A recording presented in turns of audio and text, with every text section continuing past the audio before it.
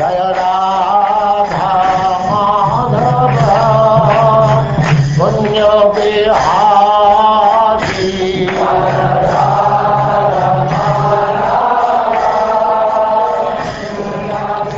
And now Chapter 6, Creation of the Universal Form.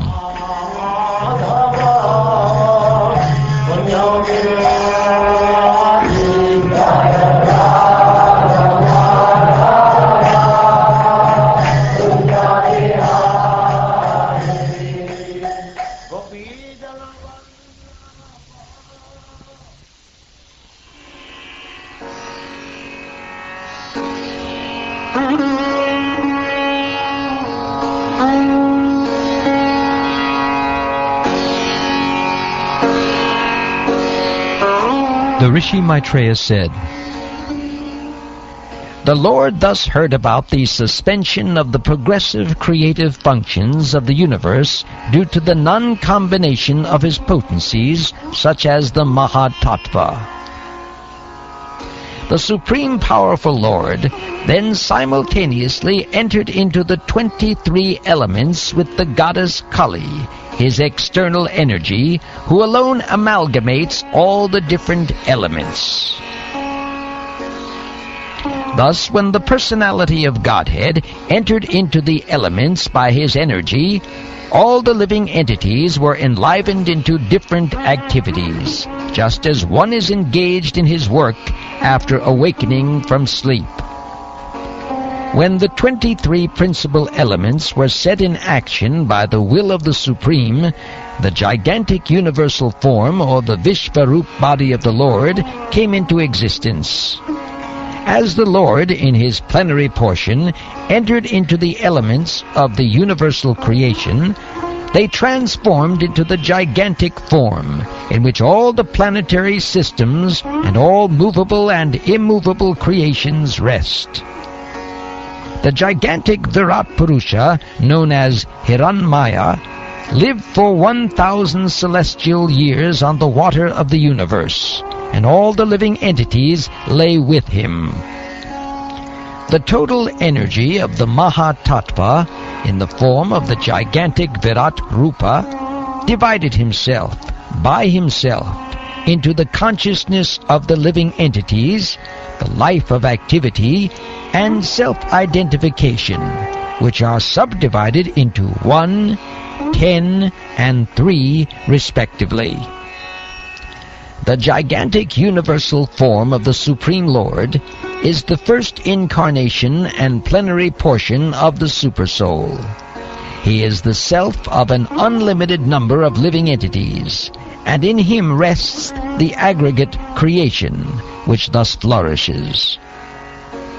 The gigantic universal form is represented by 3, 10, and 1, in the sense that he is the body and the mind and the senses. He is the dynamic force for all movements by 10 kinds of life energy, and he is the one heart where life energy is generated. The Supreme Lord is the supersoul of all the demigods, entrusted with the task of constructing the cosmic manifestation. Being thus prayed to by the demigods, he thought to himself, and thus manifested the gigantic form for their understanding.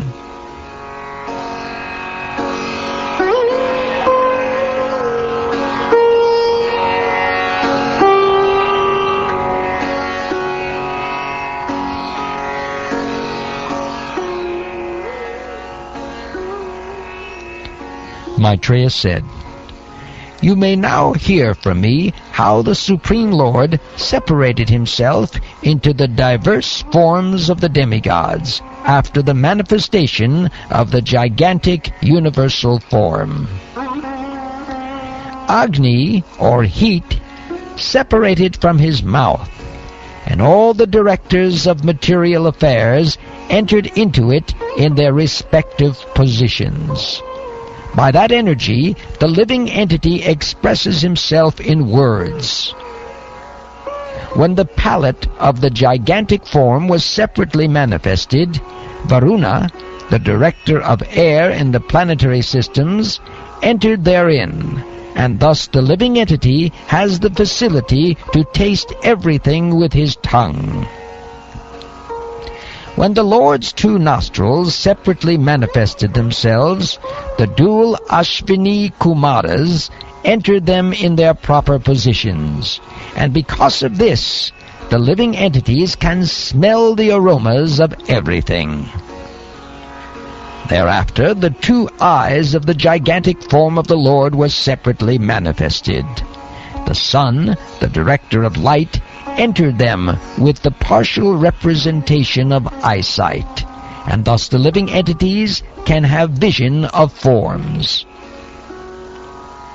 When there was a manifestation of skin separated from the gigantic form, Anila, the deity directing the wind, entered with partial touch, and thus the living entities can realize tactile knowledge. When the ears of the gigantic form became manifested, all the controlling deities of the directions entered into them with the hearing principles, by which all the living entities hear and take advantage of sound. When there was a separate manifestation of skin, the controlling deities of sensations and their different parts entered into it, and thus the living entities feel itching and happiness due to touch.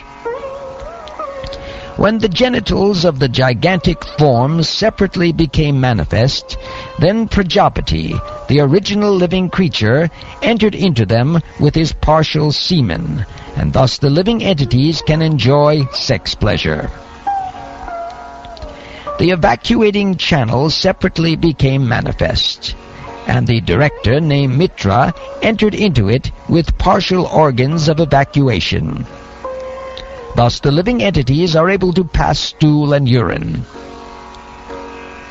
Thereafter, when the hands of the gigantic form separately became manifested, Indra, the ruler of the heavenly planets, entered into them, and thus the living entity is able to transact business for his livelihood. Thereafter, the legs of the gigantic form separately became manifest, and the demigod named Vishnu, not the personality of Godhead, entered with partial movement. This helps the living entity move to his destination. When the intelligence of the gigantic form separately became manifest, Brahma, the Lord of the Vedas, entered into it with the partial power of understanding, and thus an object of understanding is experienced by the living entities. After that, the heart of the gigantic form separately manifested itself, and into it entered the moon demigod with partial mental activity. Thus the living entity can conduct his mental speculations. Thereafter, the materialistic ego of the gigantic form separately manifested itself, and into it entered Rudra, the controller of false ego, with his own partial activities by which the living entity transacts his objective actions. Thereafter, when his consciousness separately manifested itself, the total energy, Mahatattva, entered with his conscious part. Thus the living entity is able to conceive specific knowledge. Thereafter, from the head of the gigantic form, the heavenly planets were manifested, and from his legs, the earthly planets, and from his abdomen, the sky, separately manifested themselves. Within them, the demigods and others also were manifested in terms of the modes of material nature. The demigods, qualified by the super-excellent quality of the mode of goodness, are situated in the heavenly planets, whereas the human beings, because of their nature in the mode of passion, live on the earth in company with their subordinates. Living entities who are associates of Rudra develop in the third mode of material nature, or ignorance. They are situated in the sky between the earthly planets and the heavenly planets. O chief of the Kuru dynasty, the Vedic wisdom became manifested from the mouth of the Virat, the gigantic form. Those who are inclined to this Vedic knowledge are called Brahmins, and they are the natural teachers and spiritual masters of all the orders of society. Thereafter, the power of protection was generated from the arms of the gigantic Virat form. And in relation to such power, the Kshatriyas also came into existence by following the Kshatriya principle of protecting society from the disturbance of thieves and miscreants. The means of livelihood of all persons, namely production of grains and their distribution to the prajas, was generated from the thighs of the Lord's gigantic form. The mercantile men who take charge of such execution are called Vaishyas. Thereafter, service was manifested from the legs of the personality of Godhead for the sake of perfecting the religious function. Situated on the legs are the Shudras, who satisfy the Lord by service. All these different social divisions are born, with their occupational duties and living conditions, from the Supreme Personality of Godhead. Thus, for unconditional life and self-realization, one has to worship the Supreme Lord under the direction of the spiritual master.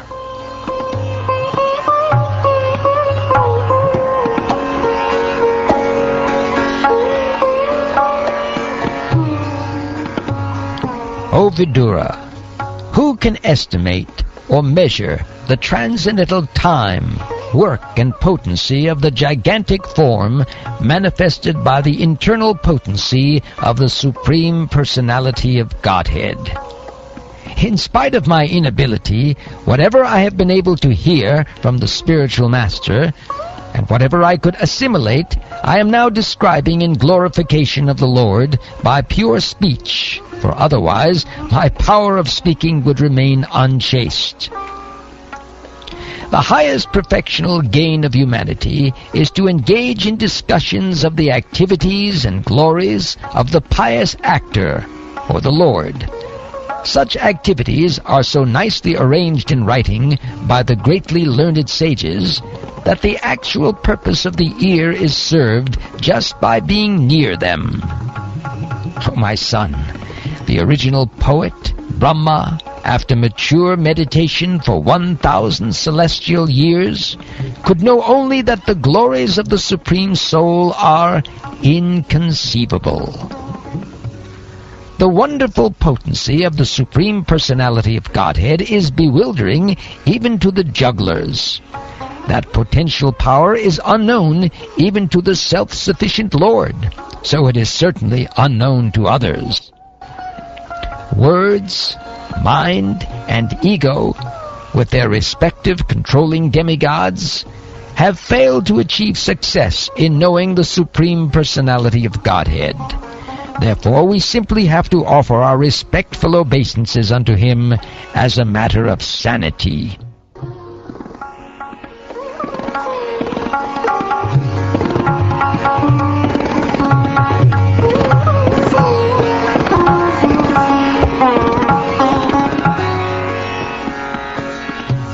Thus ends the 6th chapter of the 3rd canto of the Srimad Bhagavatam, entitled Creation of the Universal Form.